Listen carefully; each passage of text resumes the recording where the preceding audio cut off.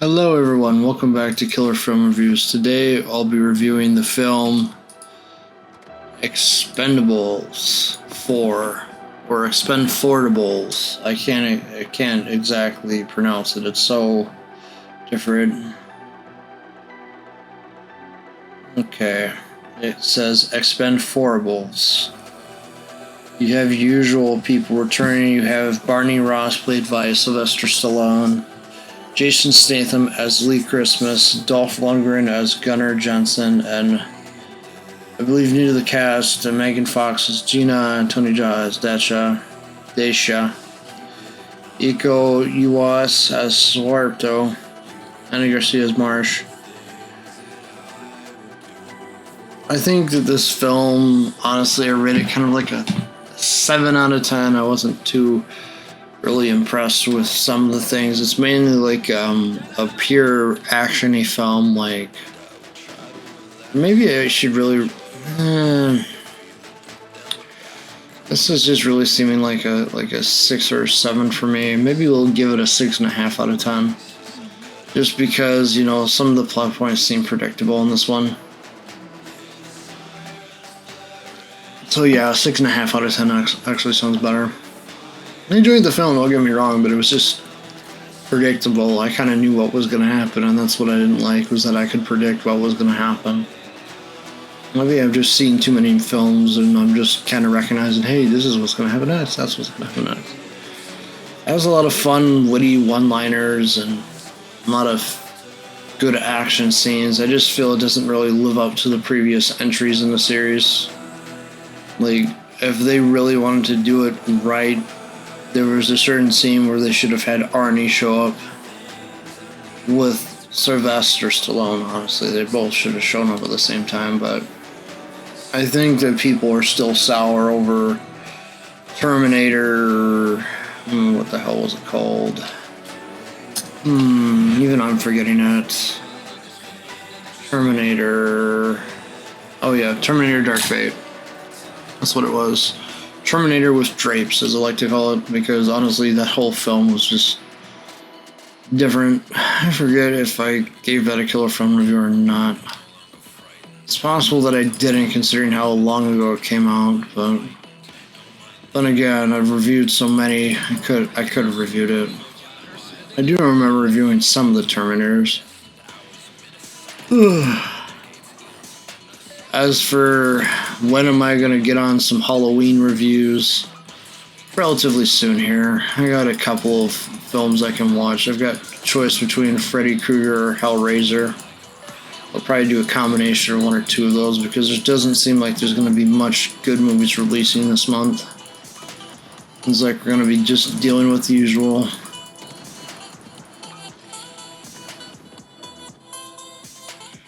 Honestly, it bores me when I don't have any good films to see. We'll probably do Christmas with probably some Balto or something, I don't know yet. I gotta think about it more, but I'm definitely thinking something lighthearted for Christmas. Definitely more family-oriented films towards Christmas. I know one film I want to sit there and review is probably Jack Skellington's A Nightmare Before Christmas or whatever. I don't think I've ever actually seen that one in full length before. I'm going back to Expendables, Expend4ABLES or whatever. I think the film just really suffered from just predictable plot and that sort of a deal. It's not the worst film in the world. If you want a good action film on par with Transformers: Dark of the Moon, it's pretty much up there with that one. Honestly, it was just how I was thinking about it even when I was in the theater. I really thought it was on par with Transformers: Dark of the Moon. Not to say it's the worst film ever, but it's definitely a 6.5 out of 10, honestly, when you think about it.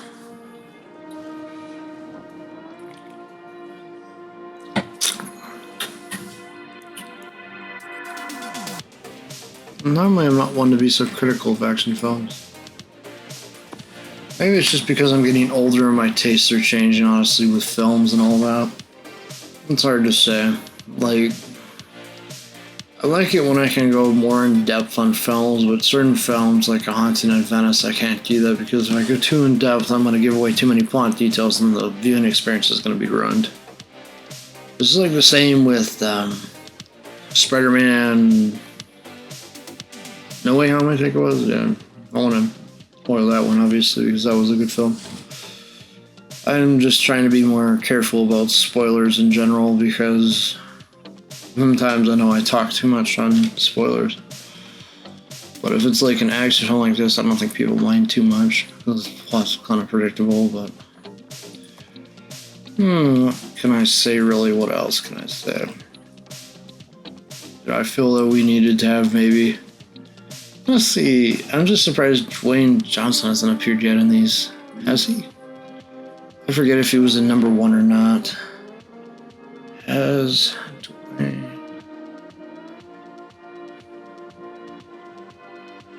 Spell D-O-Y, Dwayne Johnson.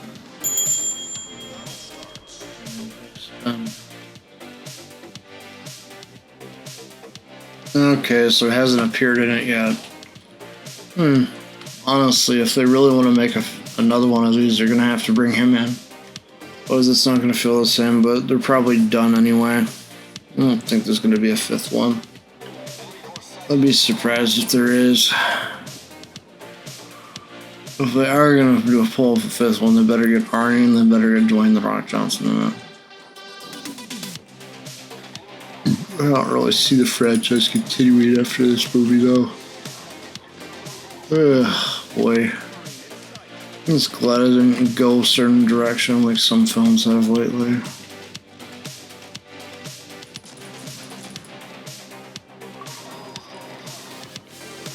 Honestly, films need to be enjoyed by everyone and not just a selective few.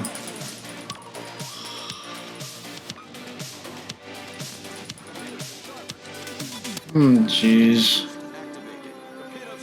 Torpedoes galore, it seems here.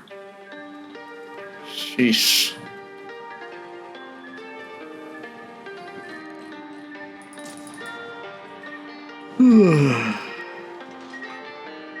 Here I am having to dodge all this. Jeez Louise's submarines. Yeah, the main point being that the film does hold up well. It's more sort of catered for maybe those that are a little bit younger in age than myself. No, maybe those are a little bit older. The film could have just had maybe a less predictable plot and maybe a little bit more build up towards the final act or whatever. Needed a little bit more build up towards the final act. It just seemed like everything kind of happened a little too fast. I could have put another couple, let's say 5 minutes just to kind of be like, hey, this is what's going on or whatever, but they don't do that. They just kind of go point to point to point. But I will say it's a hell of a lot better than Star Wars The Last Jedi or Star Wars Rise of Skywalker. It is better than those films, definitely by a long shot. Both those films really destroyed the Star Wars franchise. And honestly, I think you can go back to Star Wars The Last Jedi as kind of the start of films kind of losing some of their vigor that they used to have. You're gonna make a good film, at least make it so the plot's not predictable. That's really my only ask. But yeah, too many films these days, the plot's just predictable. It's like, what do? You know?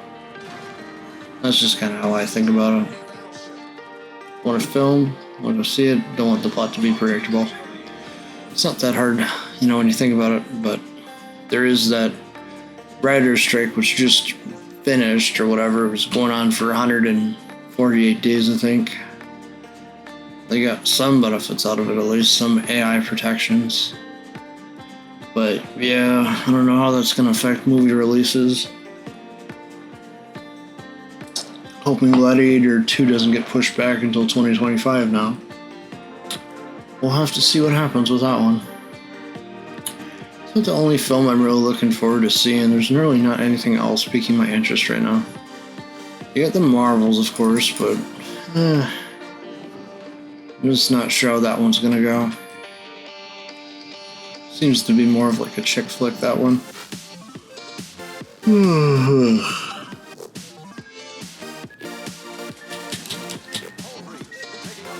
knows?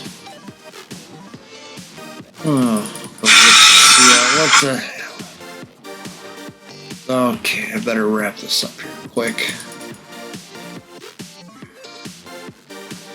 This ran a little bit longer than what I intended, but when you're getting more critical of a film, you tend to go a little bit longer. In my experience anyway. When the film does its job well, then you're not going to sit there and criticize it so much, but when they run their course, you're just going to have to do what you can, you know? It's not that I hate this film, it's just the plot was too predictable. You need to make it a little unpredictable next time, like Fast and Furious. So are any of those gonna hit? Oh, look at that, they all missed. Oh well. Anyways, to wrap things up, I hope you all enjoyed this killer film review. Hope to all see you in the next one. Thank you so much for watching and have a great day.